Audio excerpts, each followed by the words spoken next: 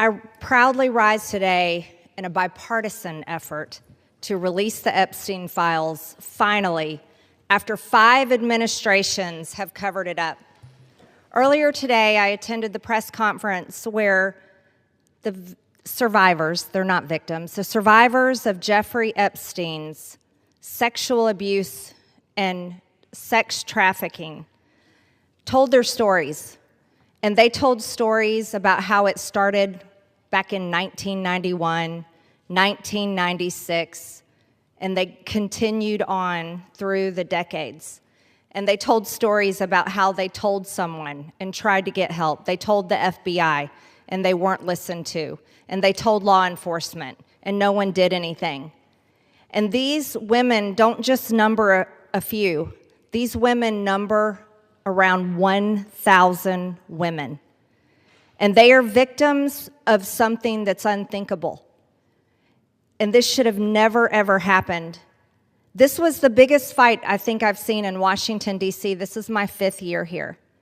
And this was a fight that we should have never had to wage. It should have been the easiest thing for every single member of Congress. It should have been the easiest thing for the Speaker of the House. It should have been the easiest thing for the President of the United States to release all the information, every single file, on behalf of these American women. These American women aren't rich, powerful elites. They do not have someone paying for their airline tickets or paying for their trips or paying for their expenses every time they try to do something to get this information out. These are your average Americans. And you want to know what the Epstein files represent, the cover-up represents to average Americans? It represents the failures of the federal government and Congress to the American people. And that is what people rose up about in 2024.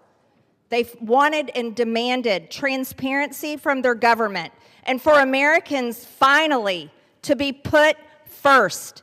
And today, with this vote, we are finally putting these victims and these survivors of Jeffrey Epstein and the cabal of rich, powerful elites that expands not just here in the United States of America, but to other countries as well. We're putting them last. And that is exactly what Americans want. You see, for far too long, Americans have been put last. And they're sick of it. They're sick and tired of it. And this is why they don't trust Congress. This is why they don't trust the government. And here's the problem. All of these women who have suffered in shame for years and years and years, women who were terrified, women who were intimidated, women who were threatened, just like Virginia Giuffre. And now she's dead. And these women should have never faced that, for this information to come out. And we, especially the 4 Republican members of the House of Representatives, we should have never faced intimidation and threats for us to get this vote to come to the floor. Never forget, there were 4. Thomas Massie, myself, Nancy Mace, and Lauren Boebert.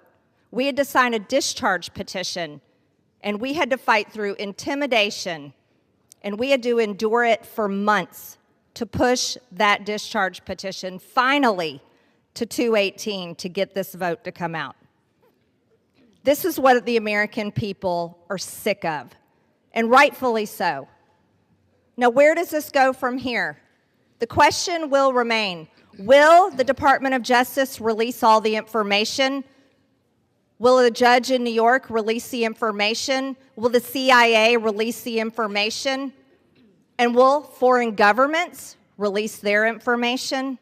Or will this continue after this vote today be a cover-up?